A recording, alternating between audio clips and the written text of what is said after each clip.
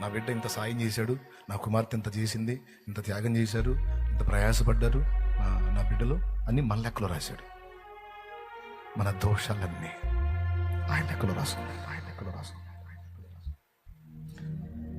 అది యేసు. అందుకే ఆయన రక్తమును బట్టి నిర్దోషం అంటుంది. పరిశుద్ధులారా అనే పిలుపు మనకి ఎక్కడిది? పాపులారా కదా, ఆ పిలుపు ఆయన ఇచ్చిందే. తన పరిశుద్ధతను మనకు ఆపాదించి మన పాపముల కొరకు ఆయన తను తానే అప్పగించుకున్నాడు. అదంతా మందే.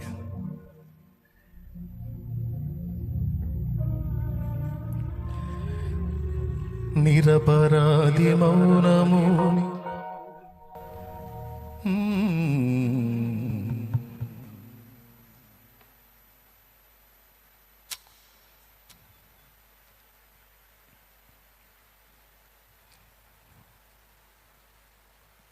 పిల్లరా,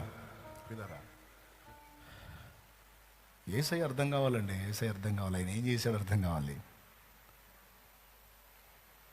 నువ్వు ఆయన కోసం, ఆయన చిత్తం నెరవేర్చడం కోసం, నశించిపోతున్న ఆత్మల రక్షణ కోసం నువ్వు గార్చిన కన్నీళ్ళు, చేసిన ప్రార్థనలు, నువ్వు కష్టపడి సంపాదించిన దానిలో నుండి నువ్వు చెల్లించినది, నువ్వు నడిచింది, ఆ నేపథ్యంలో నువ్వు తిట్లు తిన్నది, దెబ్బలు తిన్నది, ఇంట్లో దెబ్బలు తిన్నది, బయట దెబ్బలు తిన్నది, నువ్వు కోల్పోయింది మొత్తం రాసుకున్నాడు.